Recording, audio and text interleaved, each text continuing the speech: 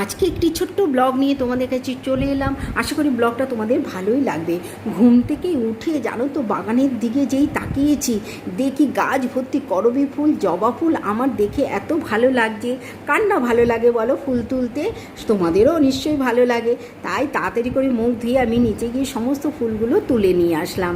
আর আজকে তোমাদের দাদা ভাইয়ের ছুটি, সেই কারণে আজকে তাড়াতাড়ি করে স্নান করে নিয়েছি। নিয়ে কাচাকুচি ছিল সেগুলো কেচে নিয়ে স্নান করে নিয়ে এবার পুজোটাও সেরে নেব।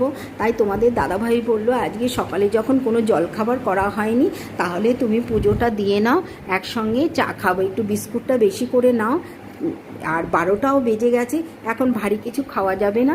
তাই 2 কাপ চা নিয়ে নিলাম আর সমস্ত বিস্কুট, একটু বিস্কুটগুলো ভীষণ নরম, গুঁড়ো মানে ভেঙে ভেঙে গেছে, তাই ওগুলো আর রাখা যাবে না, সেই কারণে বিস্কুট নিয়ে আসলাম। তোমাদের ব্লগটা কেমন লাগলো কমেন্ট করে জানিও। ভালো লাগলে লাইক কমেন্ট শেয়ার